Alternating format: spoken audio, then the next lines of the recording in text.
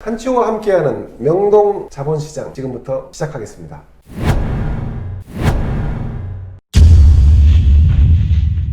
오늘도 함께 해주시고 계신 한치호 여주대 겸임 교수님 소개해드리겠습니다. 네, 안녕하십니까, 한치호입니다. 네. 반갑습니다.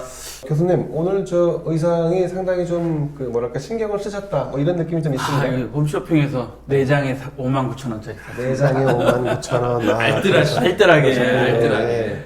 자, 어제는 그 서울 지역에 하늘에서 마치 구멍이 난 것처럼 억수 같은 장대비가 쏟아졌는데 뭐 비 피해는 없으셨습니까? 지금 출장 갔다 왔습니다. 어디로? 경남 창녕에 네. 강의 좀 갔다 왔는데 창녕은 맑은 날씨였을 거로. 엄청 맑은 날씨. 아, 그러셨군요. 네. 마침 또 장날이어갖고 예. 창녕에 마늘, 네. 고추, 양파 이런 거 네. 들고 어르신들이 많이 나오셨더라고요. 창녕에 금은 없죠? 아, 그건 없습니다. 자, 여러분, 왜 금 얘기를 꺼냈냐? 오늘 주제가 바로 금입니다. 금 투자. 요즘 가장 핫한 투자 중에 하나로 지금 여러 사람들의 관심이 지금 집중되어 있습니다. 자, 우리 한 교수님도 금 투자를 하고 계신가요? 저는 뭐 제가 큰 돈으로 금을 투자하고 그러지는 않고요. 네. 제가 하는 방법은 카드 포인트를 가지고 전부 금을 사고 있습니다. 카드 포인트라. 좀 낯선데 어떻게 하시는 거죠? 매달 1일이 되면 네네. 제가 그때까지 쌓아놓은 카드 포인트, 우리가 카드 쓰면 보통 포인트 주잖아요. 주죠. 그 포인트를 가지고 매달 1일이 되면 영업일이 1일일 경우 네네. 1일, 아니면 휴일이면 2일, 네네. 그래서 매달 첫날 그 카드 포인트 갖고 0.01g 이상 가격이 되면 삽니다.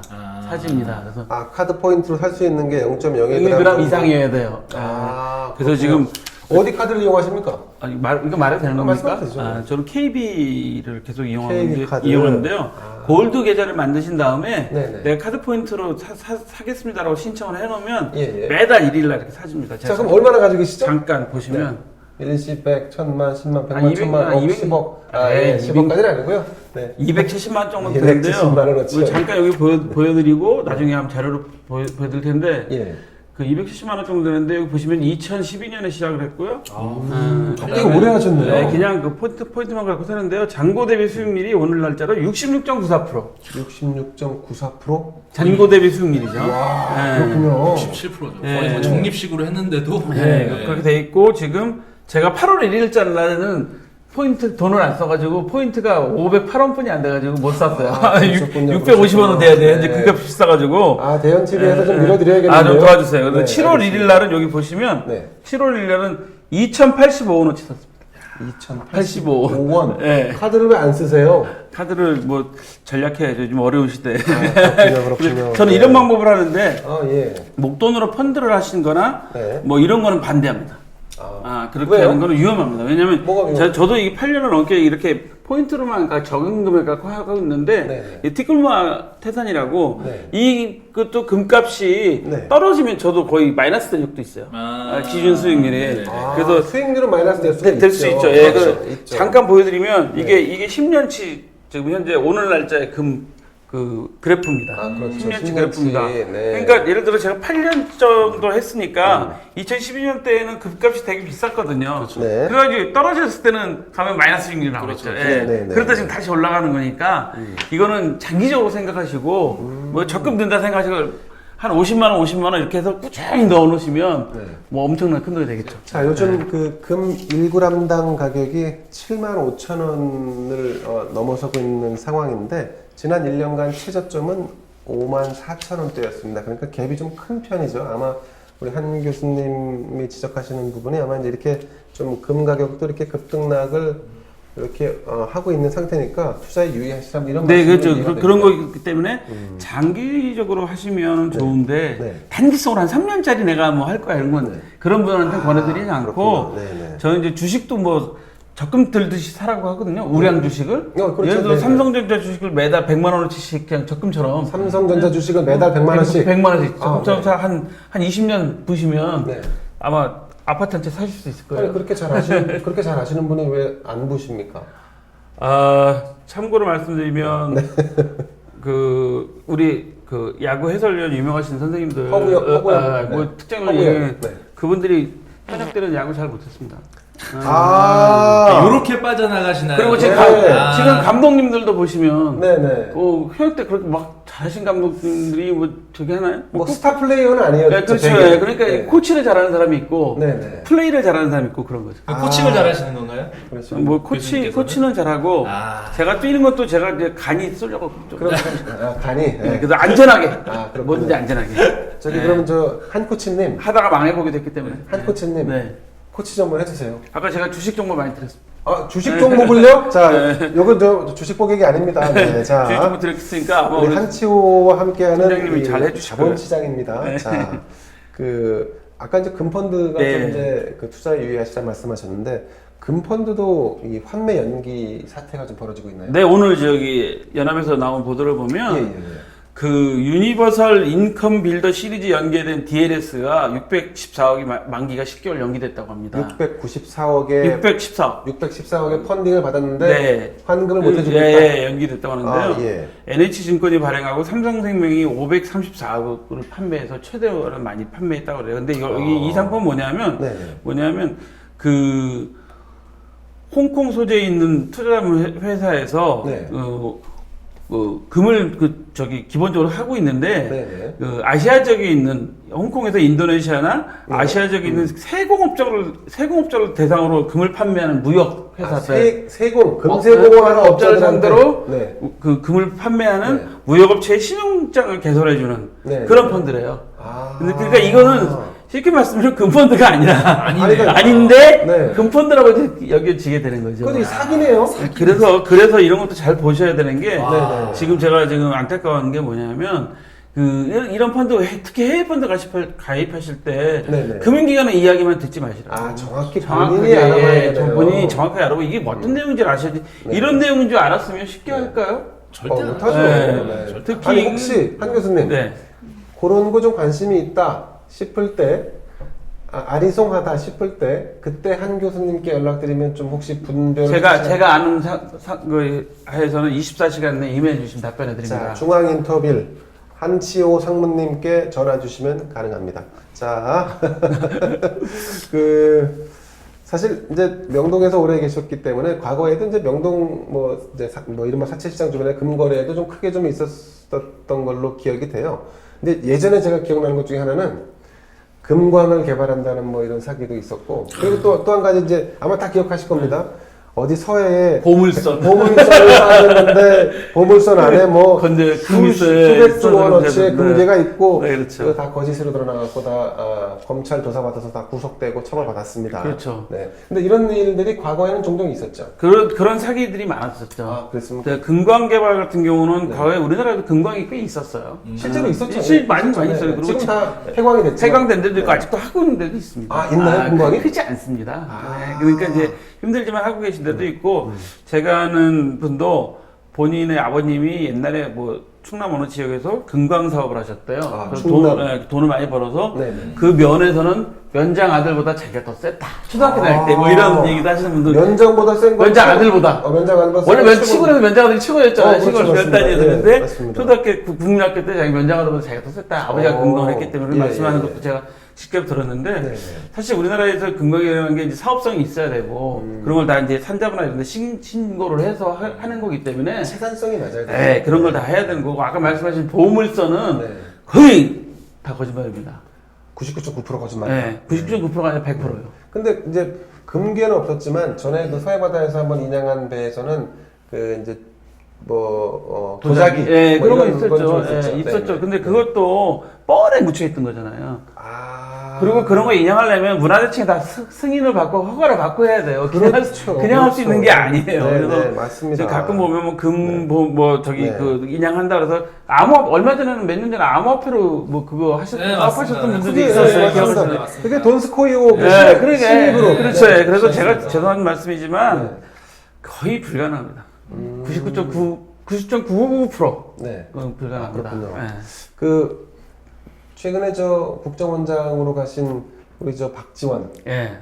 박지원 원장과 관련된 금 스토리도 좀 있습니까? 한 10여 년 전에 그런 소문도 있었어요. 10여 년 전에 소문이다. 명동 사채시장에 떠돌던 소문. 와서 어떤 사람이 여기 지금 이분이 금을 한 10톤 갖고 있는데 박지원.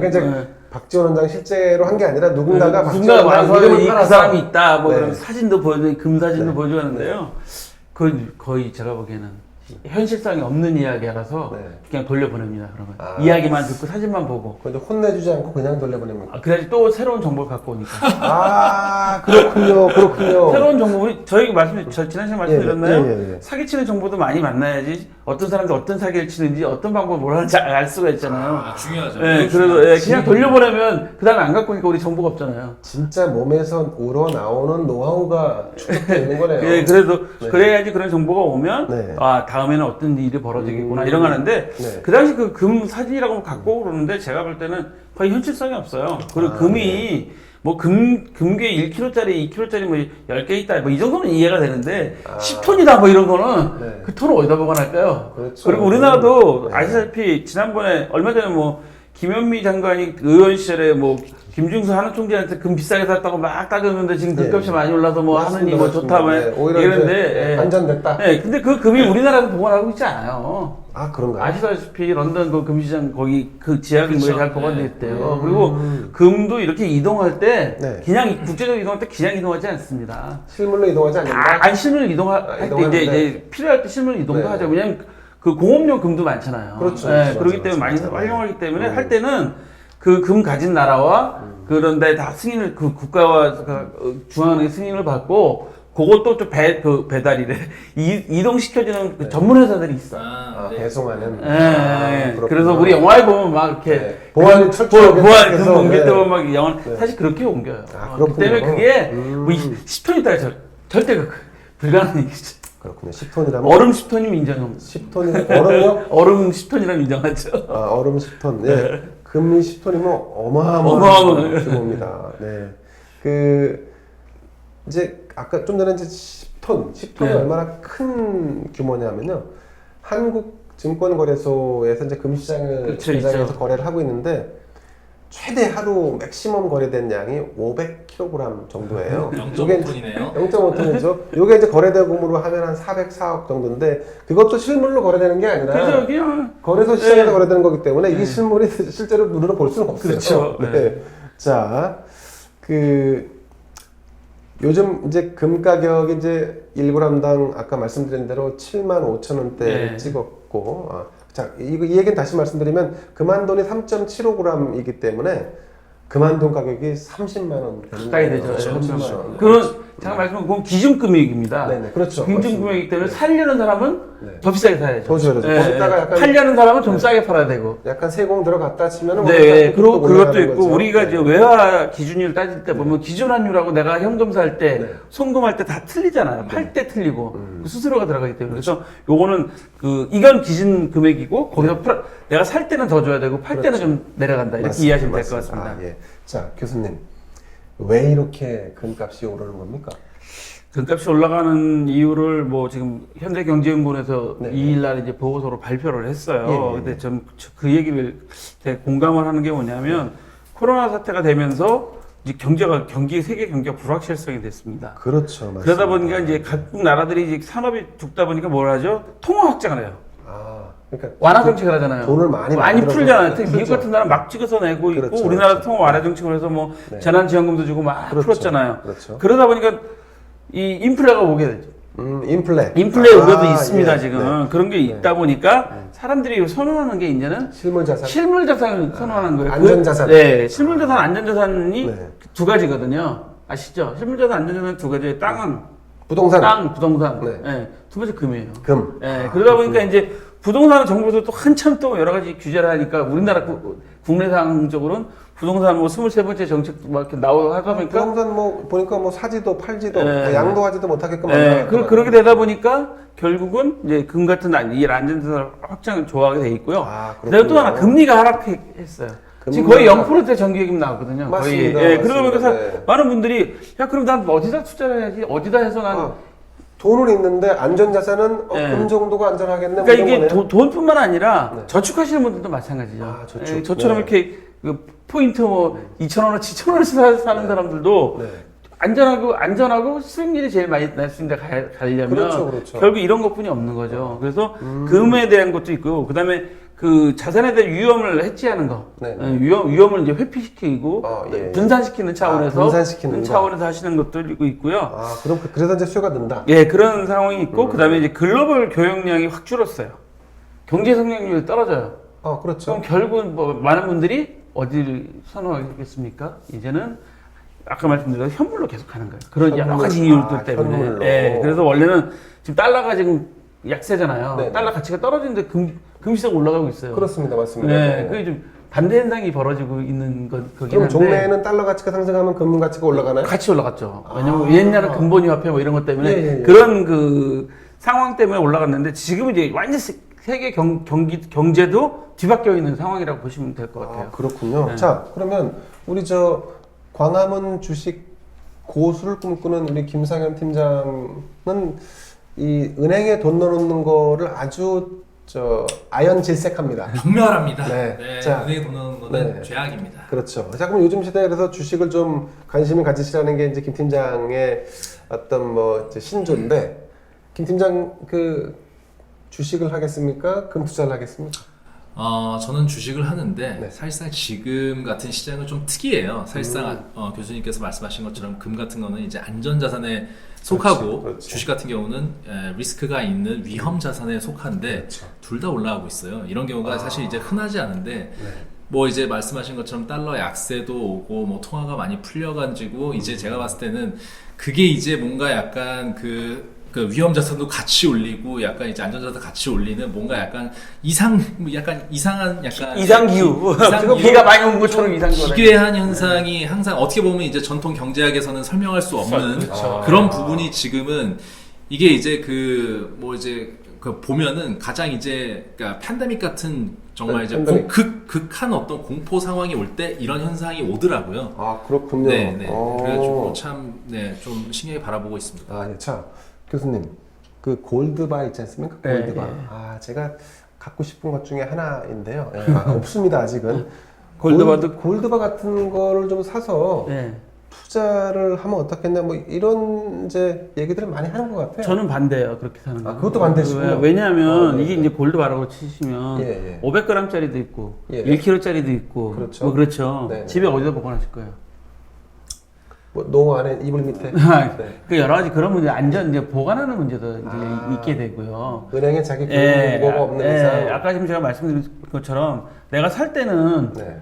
좀 기준 가격보다 좀 더 줘야죠. 그렇죠. 예, 그 판매 수수료도 있고 여러 가지 있기 그렇지. 때문에 예. 내가 또 이제 팔 때는 또 그 기준 가격이 또 떨어졌단 떨어져요. 말이에요. 맞아요. 네. 그래서 저는 그냥 뭐 많은 분들이 이 골드바를 가지고 뭐 자식들한테 넘겨주려고 뭐 한 그렇죠, 10개씩 그렇죠. 사고 네. 뭐 한다 뭐 세금을 안 내고. 네, 세금 안 내라고 막 이렇게 하신다는데 네. 그건 현명한 방법은 아닌 것 같아요. 차라리 세금을 조금 내더라도 이렇게 그 골드 계좌를 개설해서 은행에 네. 거기다 골드 계좌를 사는 것도 방법 하나고요. 골드 예, 계좌를. 저 같은 경우는 이제 그 외화표시 예금도 저는 좀 권유하는 스타일이거든요. 외화표시 예금. 예금. 그러니까 제가 이제 예금을 하는데 달러로 예금을 하는 거죠. 제가 네. 뭐 100만 원 예금을 하는데 이걸 달러로 바꿔갖고 그날 환율로 바꿔서 달러로 돼 있다가 내가 찾을 때는 그게 다시 한국 돈으로 환율로 해서 들어온 거니까 네. 그게 이제 차익이 생길 수도 있고 하죠. 자, 그럼 제가 두 분께 네. 공통으로 좀 질문을 드리겠습니다. 부동산 경기가 이제 어쨌든 침체 국면으로 갈 것 같아요. 지금 세금 폭탄까지 지금 법제화를 지금 하고 나섰기 때문인데, 자, 자산시장에서 나오는 그런 돈, 거기서 어쨌든 이탈할 수밖에 없는 돈, 그거는 주식으로 가든 금으로 가든 어디든 가야 되는 거 아니에요? 은행으로 갈 것 같진 않은데요? 지금처럼 제로금리에서는? 글쎄요, 저는 좀 거꾸로 보는데 네. 제가 볼 때는 부동산 시장은 불경기를 안 갑니다. 부동산 불패, 죽지 네, 않는다? 제가 지금 네. 여기 이 녹화하러 오기 전에 네네. 그 부동산, 그러니까 건설 쪽에서만 30년 이상 근무하신 전문가, 네네. 통계 분석 잘 네. 하는 석사급 전문가와 잠깐 이야기를 나누고 왔는데 아까 제가 잠깐 보여드렸잖아요. 팀장님한테도 그분의 말씀은 그래서 제가 물어봤어요. 그럼 이런 상황이 이렇게 되면 어떻게 해야 되는 거야? 그랬더니 집 사야지. 예? 결론이 지금요? 결론이 그거였어요. 집 사야지였어요. 집 사야지 그 말씀하시니까 사실은 최근에 김 팀장이 또 집을 샀습니다. 예, 마곡이라고 했던가요? 그거 맞습니다. 상당히 비싸던데. 네, 뭐 그냥 영혼 끌어가지고 네. 뭐 좀 모든 걸 탈탈탈탈 해서 영끌. 네, 그렇죠. 네. 그런데 몰랐죠? 모르겠습니다. 네. 네네네. 아니 근데 교수님, 자 우리 지금 오늘 금 얘기하려고 했었는데 금보다 부동산이다 이렇게 지금 말씀하시니까 아니야, 그 얘기가 아니라 네, 네. 금보다 부동산이 아니라 지금 아까 부동산 때문에 경기가 부동산 경기가 죽을 네. 거고 경기가 어려울 거다고 자본시장이 이런 이야기하시는데 네. 그건 아닐 거라는 얘기를 말씀드리죠. 아, 그렇군요. 금도 투자의 중요한 요소가 되는 거고 예, 집도 예. 마찬가지. 제가 네. 카톡을 다 보여드릴 수 없어서 네, 우리 네. 보시면 네. 뭐 이분이 이제 전문가가 저한테 대책 나오자마자 계산해 보니까 뭐 공급하는 것도 별 효과가 없다. 그렇죠. 용적률 네, 향상에 네. 효과 없다 하시면서 마지막에 뭐 이거는 뭐 지네들 등이다. 돈 있는 사람만 돈 버는 세상이고 번 돈에서 정부에서 삥 뜯는 거다. 뭐 이렇게 이분이 표현을 네. 제 표현을 이분이 이렇게 하셨어요. 그러면서 아주 중요한 대목. 네. 잠깐만요. 돈 있는 사람만 돈 버는 세상이고 번 돈은 정부에서 삥 뜯어가는. 네, 그러니까 이분이 이분 뭐 하시는 그렇게 분이세요? 표현하셨는데요. 아, 그래서 예. 제가 이제 마지막에 건설 관련된 전문가시구나. 그래서 네. 제가 마지막에 이분한테 이거 어떡하죠? 그랬더니 보시면 집 사야지가 결론이었어요. 아 그렇군요. 최근에 예. 뉴스가 패닉 바잉이라고까지 나오더라고요. 네. 패닉 바잉. 패닉 바잉까지. 네. 그러니까 이게 정확하게 지금 말씀드리면 금도 안전자산이기 때문에 많은 분들이 선호하시는 거고 그렇죠. 네. 좀 전에 말씀하신 부동산도 것처럼 부동산도 선호한 거고 그렇게 되는 거죠. 자 정부가 정책을 아무리 내놓으면 뭐합니까? 여전히 시장에서는 집을 사라는 반응이 전문가들 사이에서 나오고 있다고 합니다. 자 우리 저 금 얘기 조금만 더 조금만 더 할까요? 예. 그 금거래를 주로 어디서 하냐? 뭐 이렇게 물어보는 사람도 있어요. 그 금거래는 종로 산다로 가야 되나요? 주무상가가 이제 거기는 많죠. 그럼 그렇게 최고 아날로그한 방법을 네. 그게 많죠. 근데 저 같은 경우는 네. 그 은행을 이용하시기 권유합니다. 은행이요? 금 아까 말씀드린 금 계좌, 금 계좌를 만드시고 하고 KLX에서 가서 하셔도 되는데 네. 그 금과 관련된 ETF 펀드 이런 거는 좀 별로 권하지 않습니다. 아 그렇군요. 네, 그런 데는 이제 수수료가 나가기 때문에 네. 금 투자도 KLX를 통해서 직접 거래하시느냐 펀드에서 하시냐가 또 수수료가 나가는 부분들이 있어서 예. 전혀 다른 부분이 있기 때문에 저 같은 경우는 그냥 은행에 골드 계좌 개설하셔서 거기에 꾸준히 저축하시거나 네. 그걸 좀 투자하시는 걸 권유해드리고 있는데요. 네. 그 방법이 제일 좋고요. 직접 사시는 방법은 아까 말씀드린 것처럼 그 힘드시잖아요. 네네. 사실 요즘에는 전에는 우리 애기들 돌반지. 돌반지 많이 했잖아요. 요즘 못하죠. 지금은 이제 돌반지가 아니라 금수저합니다. 예? 네 맞아요. 모르시죠? 네. 네. 돌 반지 반지 형태가 아니라 반지 형태가 수저- 그거를 수저 수저 형태로 형태로 만들어서 돌 만들어서 금수저 이렇게 돌반지라고 이제 금수저 이렇게 이렇게. 금수저 이렇게 줍니다. 아니 근데 금수저가 또 그러면 금이 많이 들어갈 텐데. 아니 똑같은 게 뭐 펴서 하는 똑같은 거니까. 한도 돼가지고 쫙 펴서 펴서 하는 거니까. 아, 사이즈 조금 작게. 요만해요. 제가 먹었습니다. 지금. 그렇군요. 그래서 네. 저는 지금도 그 친구들한테 지금 뭐 돌반지가 너무 비싸다고 사람들이 그냥 현금 주고 이런 경우 많잖아요. 그렇죠. 그렇게 많이 하죠. 그러시지 말고요. 서로 할 때 금 카드 같은 거 한 돈짜리 이렇게 피면 있고 500g 저 반 돈짜리도 있거든요. 예. 그런 거 서로 주고받았으면 서로 좋을 것 같아요. 괜찮네. 예, 제가 저희 누님이 올해 한갑이셔서 예. 올 봄에 저희 누님한테 네. 그 저희 누님은 이제 성당 다니셔서 네. 주기도문이 써 있는 금 카드를 선물 아. 드렸어요. 누나 되게 좋아하시는데 지금 센스왕. 지금 센스왕. 금값이 엄청 올랐잖아요. 센스왕. 아. 야, 이거 저 그분의 말씀도 읽고 그렇죠. 가격도 오르고. 오르고, 예. 선물한 사람도 생색이 나고. 예. 그래서 그런 방법이 제일 좋을 것 같아요. 그래서 뭐 금이 올랐다도 우락 올라가시는데 사실 금이 오르다 보니까 또 한 가지 말씀드리는 게 네. 은값도 올랐어요. 그렇죠. 예. 네. 은값도 올랐고 네. 그다음에 그래서 실버바도 파는 모양이더라고요. 구리값도 올랐어요. 구리값도 올랐어요. 네. 그냥 원자재 다 오르고 있습니다. 금은동. 아. 금은동이잖아요. 금운동. 그러니까 올림픽 네. 메달은 다 올랐다 생각하시면 되는데 여기서 아, 이제 그렇군요. 주의하셔야 할 게 한 가지 있습니다. 금값은 거의 이렇게 아까 10년짜리 보여드렸다시피 이렇게 내려갔다가 다시 올라가고 했는데 네네네. 은값은 이게 그 심해요. 변동폭이 요동이 심하다. 심해서 아, 네. 은값은 사실은 10년 전에 비해서 지금 한 48% 정도 떨어졌어요. 예. 떨어졌다 올랐다고. 네. 동도 그래요. 구리도 왔다 갔다 하기 때문에 동 특히 말씀하신 것처럼 원자재 산업거든요. 네. 참고로 말씀드리면 제가 보통 사금융 하시는 분들 보거나 그런 투자하시는 분 보니까 구리 가격을 산업의 그 전망으로 봅니다. 많이. 구리 가격을 네. 아. 구리 선물 가격을 보고 6개월 후에 세계 경기나 산업이 그걸 어떻게 예측한다? 제조업이 어떻게 됐다는 걸 예측합니다. 왜냐하면 구리가 안 들어가는 데가 없어요. 그렇죠. 네. 조달해서 먼저 이제 구리를 가져와서 네. 거기서부터 이제 만들기 시작. 만들기 시작하는 거니까 안 들어가는 데가 없어요, 구리가. 네, 네. 그렇기 때문에 구리 가격을 보거든요. 그래서 구리 가격은 세계 산업 경제에 따라서 이렇게 오르막 내리막이 심해요. 근데 부침이 심하고요. 은두 산업용으로 많이 쓰잖아요. 그렇죠. 네, 그렇죠. 그래서 사실은 금이 좀 제일 부침은 좀 덜 심하다라고 덜하다. 이해하시면 될 것 같은데 그렇군요. 또 많은 분들이 또 은동 구리 뭐 투자하시는데 그것도 좀 자제를 좀 해야 되지 않을까라는 생각이 들어요. 그렇군요. 왜냐하면 가격 네, 부침이 네. 심해서 네, 네. 자칫하면 손해 보실 수도 있습니다. 자, 뭐 그럼에도 불구하고 말이죠. 그 부동산은 양도를 하면 세금을 내고 취득을 해도 세금을 내고 세금을 내야 됩니다. 많이 내야 됩니다 앞으로. 네. 그리고 주식도요.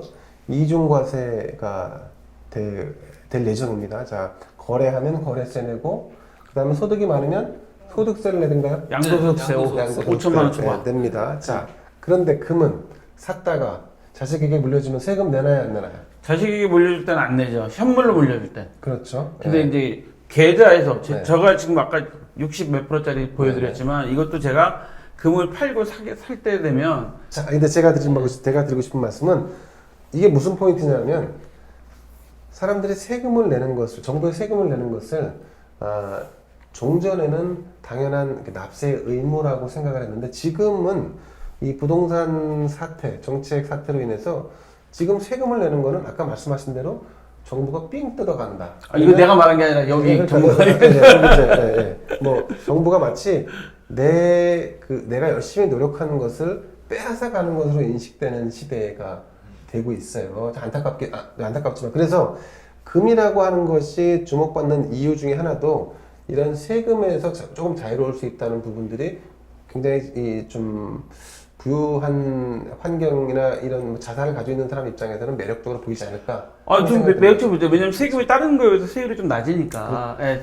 은행에서 그렇죠. 네. 찾을 때도 내가 그 차익 난 거에 대해서 이익에 대해서만 이제 세금을 내는 거니까 상대적으로 상당히 낮죠. 그래서 저 같은 경우는 저는 근데 세금 내는 건 찬성이에요. 근데 너무 고유를 내니까 이제 문제가 되는 건데 이런 거 같은 경우는 금도 사실 선호합니다. 고액 자산가들이. 심지어 명동에서 옛날에 주택복권도 옛날에 선호했어요. 복권도요? 복권 생각해보세요. 제가 이제 로또 1등 맞았습니다. 네네. 세금 몇 프로죠? 맞아. 한 33%? 네, 33%예요. 네.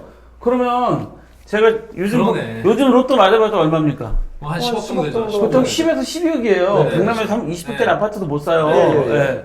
그렇게 치고, 근데 10억짜리 붙었어요. 그러면 예를 들어서 김대현 재벌한테 가서 돈 많은 사람한테 가서 이 로또 줄 테니까 나 현금 그냥 예를 들어서 33% 빼면 10억이라고 치고 33% 빼면 6억 7천. 네. 4점 10이니까 그러니까 30%니까 4억 내야 되잖아요. 한 8억 정도만 찾아갈 수 있잖아요. 네네네. 그 12억이다 치면 그러면 저한테 그냥 9억만 주세요. 네. 아니면 10억만 주세요. 그럼 난 세금 덜 내잖아요. 그럼 그분은 나한테 9억 주고 본인은 아들한테 그거 주면 돼요. 그쵸. 아들한테? 복권을요? 그럼요. 그럼 그 사람이 가서 찾으면 되잖아요. 아니 아들은 세금을 안 내나요? 그분은 이제 상속세 그런 거 내야 되잖아요. 그렇죠.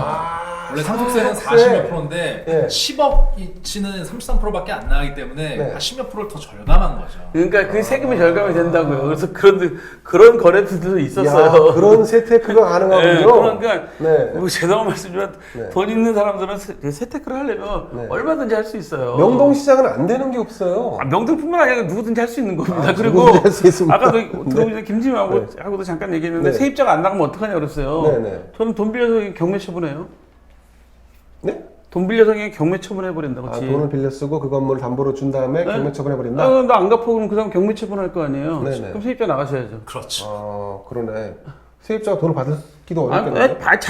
자기가 한 것만 받을 수 있겠죠. 그렇죠. 예. 임대차 확정일자 받으니까 그것만 받고 나가는 거예요. 세입자 내보내는 방법 간단합니다. 강제. 자, 근데 이제 우리가 세입자 편에 서야 되니까. 이거는 말씀드리는 거는 이거는 사실 법으로 어떻게 하는 것보다는 세입자와 임대인이 서로 잘 협조를 해서 합의점을 찾아내는 방법을 찾아줘야 돼. 그렇죠. 이른바 상부상조할 수 있죠. 아, 그렇죠. 같이 할 수 있게 하는 아, 거죠. 예. 그러니까 지금 말씀한 것처럼 그 금도 이렇게 활용할 수 있고 복권도 뭐 모든 게 가능한다는 얘기죠. 그래서 그 제가 금 투자 이런 것도 그냥 지금 금값이 올랐다고 지금 들어갈 때는 아니잖아요. 금값 올랐다고. 그렇죠. 많이 올랐죠. 네, 많이 올랐다. 지금 들어갈 때는 아닙니다. 네. 그렇기 때문에 이것도 그냥 적은 돈으로 그냥 장기간 투자하신 방법을 한다. 서민들은 그렇죠. 그렇게 해야지. 맞아. 금 올랐으니까 금으로 우르르 갔다가 뭐 저 일로 우르르 갔다 하면 떨어지도 들을 거예요. 맞습니다. 그래서 맞습니다. 절대 그런 방법 하시면 안 되고요. 안전하게 장기적으로 할 수 있는 거 찾으시라는 거죠. 예, 자 세계에서 가장 금을 많이 보유한 나라는 여러분이 예상하시는 것과 같습니다. 미국이 가장 많이 보유하고 있습니다. 한국은 세계금협회가 발표한 자료에 따르면 금 보유량이 그렇게 많지는 않아요. 세계 중앙은행 중에서 한 35위쯤 되더라고요. 그러니까요. 예. 네. 그러니까 김중수 총재가 그 당시에 네. 우리가 금이 너무 적다. 네. 그럼 사자 그랬고 그때 샀다는 샀던 거예요. 거죠. 근데 맞습니다. 비싸게 샀다고 김현미 장관이 그때 의원실에 그때 뭐라 했다는 거 아닙니까? 국회의원 시절에 지금 장관이 아니라 예. 국회의원 시절에 네? 한번 깼죠. 뭐라고 했다는 건데 그거는 사실 포트폴리오가 있는 거죠. 그렇죠, 그분은 맞습니다. 포트폴리오가 있었던 네, 거죠. 네. 왜냐하면 다양하게 자산을 보유하고 있어야지 특히 위험을 분산시킬 수 있는 거죠. 네. 특히 중앙은행은 그렇잖아요. 맞습니다. 중앙은행이 부도가 나면 어떻게 됩니까? 그럼 부도가 안 나죠. 우리 경험해 봤잖아요. 네. 또 IMF 가는 겁니다. 그냥. 그럼 안 됩니다. 1997년 12월 3일 제가 날짜도 안 잊어버려 사업하다 망했기 때문에 12월 3일 그날 내가 지금도 기억이 나요. 생생하게 날짜까지 딱 기억나요. 그렇군요. 그래서 결국은 우리가 한번 그런 게 겪었잖아요.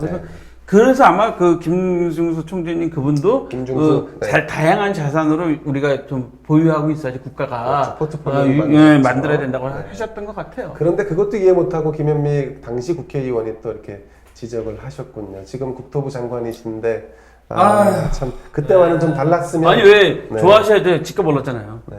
예? 집 사서 집값 올랐잖아요. 그것과는 별개로. 네, 그것과는 그런 별개로. 거는, 네. 여러분 오늘 이제 금 얘기를 좀 나눠봤는데요. 금에 투자하는 것은 조금 이제 주의하는 게 좋겠다. 또 금값이 이미 충분히 상승한 상태로 보여지기 때문에 여러분들 금에 대한 관심은 장기적 관점에서 가질 수 있겠으나 단기적으로는 금보다는 역시 부동산, 혹은 주식입니다. 여러분 오늘 함께해 주신 또 한치호 교수님께 감사드리면서 이만 마치겠습니다. 고맙습니다. 수고했습니다.